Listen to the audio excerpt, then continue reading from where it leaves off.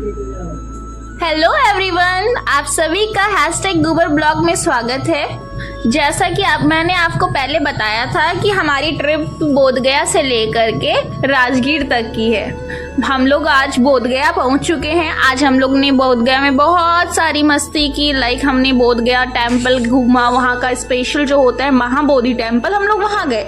और आपको पता है वहाँ जाते ही हम लोग का पहले फ़ोन वगैरह वो सब रखवा दिया गया, क्योंकि वहाँ पे बहुत ही टाइट सिक्योरिटी थी। वहाँ पे हम लोग को फ़ोन वगैरह अंदर ले जाना अलाउड नहीं था। चलिए कुछ जानते हैं हम लोग महाबोधि टेम्पल के बारे में, जो बोधगया में है। बोधगया बिहार की राजधानी पटना से लगभग 115 किलोमीटर दूर दक्षिण पूर्व दिशा में स्थित है और गया जिले से सटा हुआ एक शहर है। यहाँ गंगा की सहायक नदी फाल्गु नदी तट के किनारे पश्चिम दिशा में स्थित महाबोधि का प्राचीन मंदिर है। इस मंदिर का संबंध सीधे तौर पर भगवान बुद्ध से है। साल 2002 में महाबोधि मंदिर को यूनेस्को की विश्व धरोहर स्थल के रूप में मान्यता दी गई थी। जानते हैं कि इस मंदिर के इतिहास और धार्मिक महत्व के बारे में, साथ ही जानते हैं बोधगया को क्यों कहा जाता है ज्ञान की नगरी। चलिए अब मैं आपको बताने जा रही हूँ महाबोधि मंदिर का इतिहास। पूरी तरह से ईंटों से बना बोधगया का महाबोधि मंदिर सबसे प्राचीन बौद्ध मंदिर में से एक है। कहा जाता है कि सम्राट अशोक ने 3री शताब्दी से पूर्व इस मंदिर का निर्माण कराया था। इसके बाद कई बार मंदिर स्थल का विस्तार और पूर्ण निर्माण किया गया। 52 मीटर की ऊंचाई वाले इस मंदिर के भीतर भगवान बुद्ध की सोने की मूर्ति है, जहां भगवान बुद्ध भूमि स्पर्श मुद्रा में हैं। अब चलते हैं हम लोग कुछ और जानकारी की तरफ, जहाँ पे मैं ये बताने वाली हूँ बोधगया को क्यों कहा जाता है ज्ञान की नगरी। बोधगया वह स्थान है जहाँ भगवान बुद्ध को ज्ञान की प्राप्ति हुई थी। इसलिए बौद्ध भिक्षुओं के लिए बोधगया को दुनिया का सबसे पवित्र शहर माना जाता है। कहा जाता है कि करीब 531 ईसा पूर्व में यह फाल्गु नदी के किनारे गौतम बुद्ध को ज्ञान की प्राप्ति हुई थी। उन्होंने यहाँ स्थित बोधि वृक्ष के पास बैठकर कठोर तपस्या की। दरअसल बोधगया स्थित महाबोधि मंदिर परिसर में एक पीपल का पेड़ है। इसी पेड़ के नीचे भगवान बुद्ध को ज्ञान की प्राप्ति हुई थी। बोधि का अर्थ है ज्ञान और वृक्ष का अर्थ पेड़, इसलिए इस वृक्ष को ज्ञान का पेड़ कहा जाता है और बोधगया को ज्ञान की नगरी।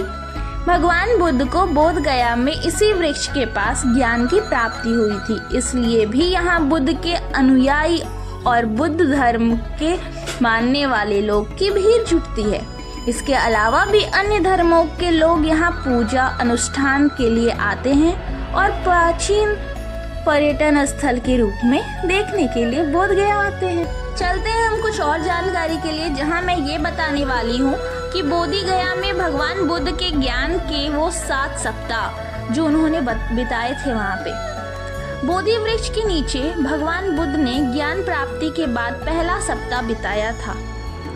मंदिर के उत्तर भाग के बीच में अनिमेष लोचन चैत्य है, जहां भगवान बुद्ध ने अपना दूसरा सप्ताह बोधि वृक्ष को एकटक देखते हुए बिताया। मंदिर की उत्तरी दीवार के पास रत्न चक्रमा है, जहां भगवान बुद्ध ने अपना तीसरा सप्ताह बिताया। भगवान ने जहां जहां कदम रखे वहां वहां कमल खिले। भगवान बुद्ध ने अपना चौथा सप्ताह रत्नगिरी चैत्य नामक स्थान पर बिताया, जिसे ज्वेल हाउस का कहते हैं। कहा जाता है कि इस दौरान बुद्ध ने शरीर के 6 रंगों की किरणें निकली थी। बौद्ध अनुयायी ने इन्हीं रंगों को अपना झंडा बनाया था। भगवान बुद्ध का 5वां सप्ताह पूरब की ओर अजपाला निग्रोध वृक्ष के नीचे बिताया। यहाँ पत्थर का एक स्तंभ है जो अजपता वृक्ष का प्रतीक है।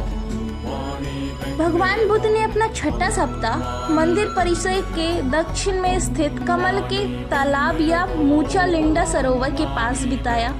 इस सरोवर के भीतर भगवान बुद्ध की मूर्ति स्थापित है, जिसकी रक्षा करते हुए फन फैलाए हुए एक सर्प है।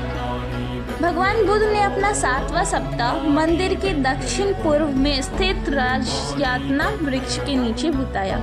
इस तरह से उन्होंने अपना 7वां सप्ताह अच्छे से बिताया। बोध अकॉर्डिंग तो बहुत ही अच्छा शहर है दोस्तों। आप लोग को एक बार ज़रूर बोधगया घूमने जाना चाहिए। आज की वीडियो यहीं समाप्त होती है। कल मैं आपको दूसरी वीडियो जो राजगीर ट्रिप की है वो मैं आपको दिखाऊंगी और उसके बारे में कुछ अच्छे अच्छे फैक्ट्स एंड फिगर्स लाऊंगी। Okay, thank you so much. Please channel को सब्सक्राइब, लाइक, कमेंट, शेयर सब कुछ करें। Okay, thank you.